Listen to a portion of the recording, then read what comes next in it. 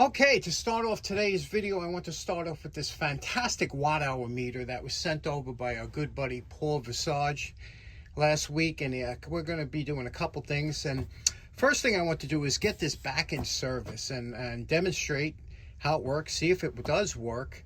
Very interesting meter. This, like I said, 100 years old, and this is one of the greatest inventions, they said, of the century. Believe it or not, it was used, this design was used for almost 100 years unchanged. How many things can go 100 years unchanged? Well, the pencil, right? My favorite. But such a complex design, but it works so well. And we're going to talk about what this is. Now, for those of you who don't know what this is, a watt-hour, this one looks old, but it's the same type as you might see in your house. That might be electric now, or electronic. But basically, this is the meter that goes between power that comes into your house. As we all know, power comes off the line from the street, comes into your house, and before it gets to your panel, it goes through a meter, and this is the meter that it went through. And this meter would tell how much power you used. And it was very difficult to try and find out how to design something and there was a lot of obstacles they had to overcome, and I'll discuss that. Let's take it apart and I'll show you what I mean. Okay, to take the cover off, there's just one bolt that holds this on. This is a cast metal cover, heavy duty. We're going to clean all this up today. We're going to polish this out. Now, here is this beauty. Oh, and this thing weighs quite a bit now. Now, basically how this works is when the power comes in, and when you use power in the house, there's a set of coils that create a magnetic field. This is an aluminum disc that will start to spin from the eddy, the magnetic eddy, the flow that's created between the current that you're using and the wattage coming in. It's complicated, but it works so good. And there's even a brake on here because this thing is spins so freely. It's on like a jewel bearing, and it spins so freely so that it doesn't use electricity to spin this, yet it has to stop instantly when you stop using electricity, so you're not getting charged for spin down, because you get charged every revolution of this. And as this revolves, it shows the watt hours that you use in your power. Now, that's how they measure what you use at your house. And a watt hour is basically how many watts you use in an hour. So if you use here, this is a 100-watt light bulb. If you left this on for 5 hours, that would be 500 watt hours that you would be measured. Now, a kilowatt hour is 1,000 watts. So that means that you could leave your this light bulb on for 10 hours. That would equal 1,000 watts, and that would register as 1 on here. Okay, 10 hours. So what we're going to do here is we're going to take this, we're going to try and see if we can get this to work, for this to spin.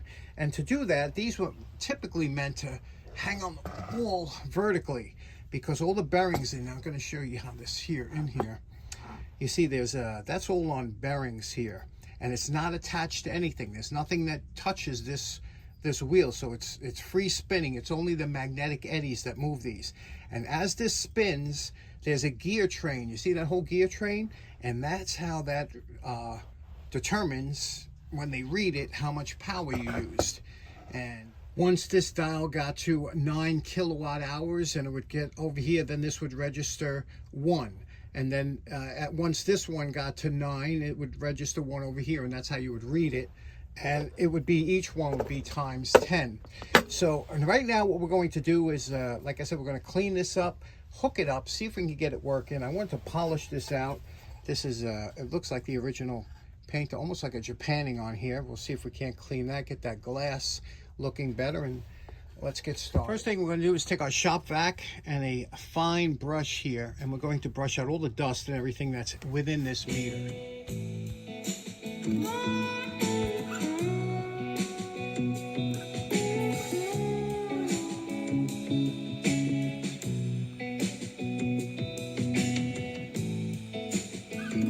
Now, for those of you who have never used a screw-holding screwdriver or figured, what do you use these for? Once you get used to using these and they're in your normal bag of tricks that you use all the time, you will wonder how you lived without these things. They are absolutely fantastic, and no wonder 357 Magdad collects these. Now, I have to put this small brass, so a magnetic screwdriver won't help. I got to get that into that hole.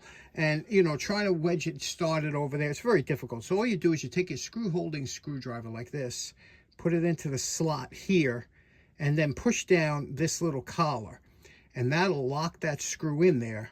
So that's solid. And then you just, once your hole is lined up here, you just start it. Now, these screw-holding screwdrivers are not meant to use any torque. Once you get that started, you undo it like this, and then you finish up with your regular screwdriver and tighten it down. But I can't see living without these now. Over the past 2 years, I really become addicted to these things and use them all the time, especially with my big goofy fingers. I can't fit into a lot of areas. But yeah, just once you start that in there and then just unclick it, and you're good to go. I took some scrap wood and made a quick test stand so that we can mount the meter. Okay, there we go. We are mounted onto the test board. Now let's check it out. I have some wires hooked up.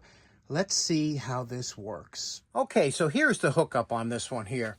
There are 4 inlets up here. 1, 2, 3, 4. It is hot coming in, neutral coming in, neutral going out, hot going out. Okay, so I have this hooked up to a regular power cord, which we have plugged in. It is now energized, and then we have this going to the load, which would be any appliance or anything into your house, which I'm demonstrating here with a 100-watt light bulb.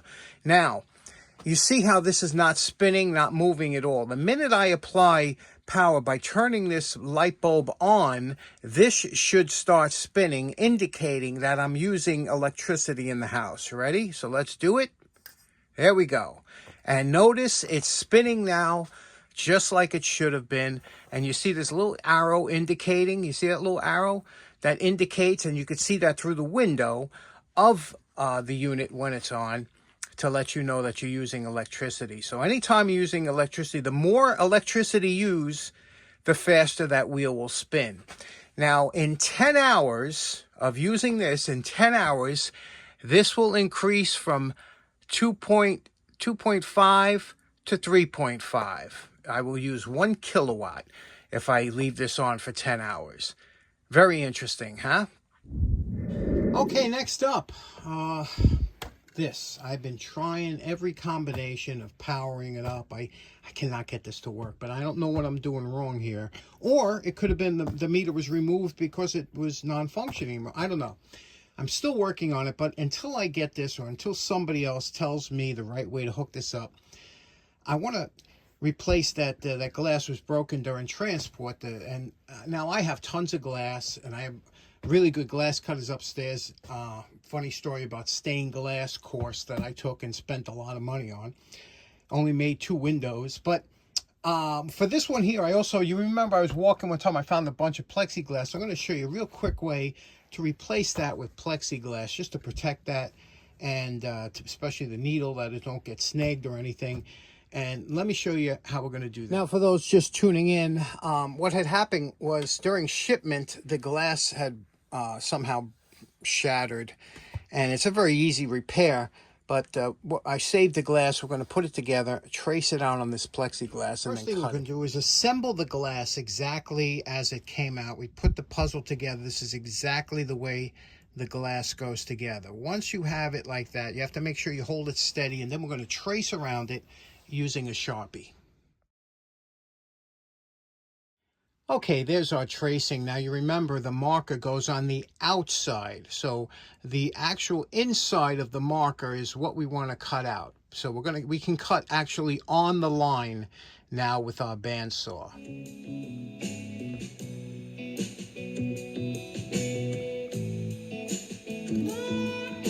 Now, it's very difficult to see the line when you're trying to cut on the bandsaw, so don't try and cut directly on the... See, I'm a little proud of the line there. You see that?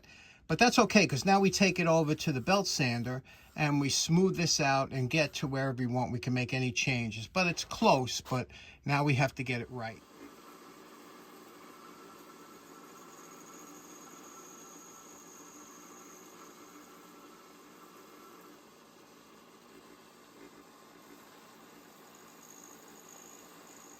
Now, when we're happy with the cut, we're going to deburr the edges. Make sure all the edges are deburred on here, and then we're going to polish the plastic.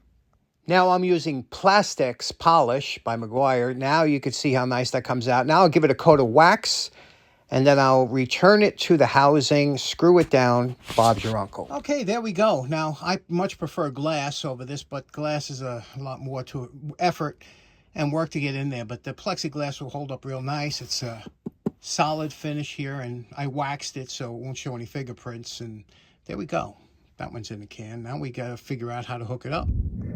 Okay, next up from Paul was these, I told you I love these asymmetrical pliers here, and I just, I like the shape, I like the form. These were real popular back in the day. Screwdriver, look at that screw. Usually they're mangled in the back. This one's really nice. It's been used, but not abused. The teeth are still good. Look how that lines up in the front. What do you say we give this a quick cleanup? I just love these, and I'll show you why these are so nice. Okay, now if you notice, when you're going to take this nut off, that has been peened over, okay? So, and which is we're going to do again, but since it's been peened over, hammering it down kind of work hardens it. So the best thing to do, what I found, is to take a torch. First, we're going to hit it with the wire brush. Then we're going to take a torch and we're going to heat this up, just the nut, just to soften it a little bit, and then take a 6-point socket. That's a socket that has 6 sides to it, okay? So you have a very little chance of rounding it over with the 6 points. And then we're going to loosen that up, and that'll undo all that peening when you take it off, and you'll see how nice it works. Okay, here's our post-wire brush evaluation. You're going to have to, this nut has to be worked back and forth on here. You're really going to have to address these threads when you take them off, because you have to make sure that you're able to get that nut on straight again. So you have to work on, use the wire brush, whatever you have to do. You see this is a little buggered up there. We'll have to address that. On a wire brushing, you really have to take your time and do the knurling nice, because you can't do anything else with that. That's all you can do. And you have to evaluate. Do you want to go any further? I mean, this is fine to put it back together like this, but are you going to glue it? Are you going to do whatever? So we're going to hit it with a little bit of abrasive, get rid of some of these pitting marks here. And the other thing is that when you put these together like this, you don't want to touch the insides, okay? Leave the insides alone. From the factory, they work good. You start grinding them down, it's not going to mesh right. That's the wire brushing is all you want to do. Next thing, I was telling you about the steel on these. The steel on these pliers were really good, because they weren't the weak steel from the early. Listen to this. Listen to the hardness of this.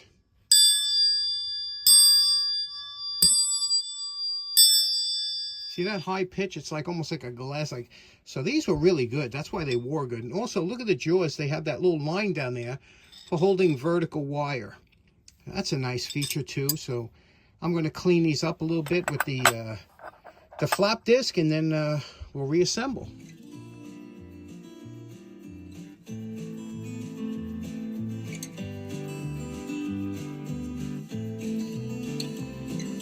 Okay, you know, pliers look so easy to do, but they're really quite a bit of a challenge. Now you can see this is done with the coarse disc. Now we have to do everything again, same thing with a fine disc, and then we'll finish up with the belt sander. Now the last step for the pliers, once you have everything good, you reassemble them, ground the tips when they're reassembled so they meet nice. And now we're going to peen this over. You tighten this screw, so see it don't open, it's very tight. Tighten it tight, peen this over, and then back it off little by little until it's nice and smooth. So you tighten it, peen it, and then loosen up. Let's do that.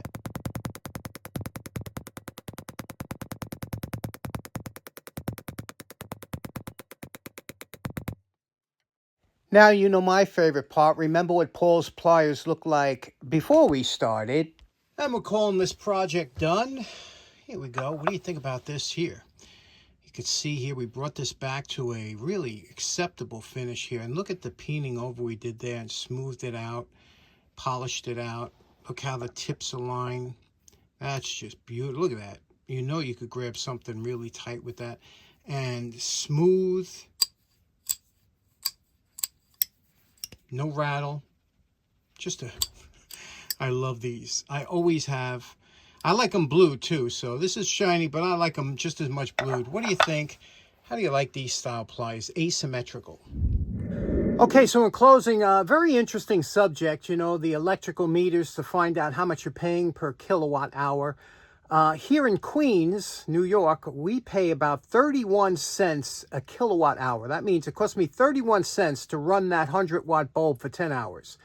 Whereas the rest of the country averages out at about 17 cents, about half of what I pay.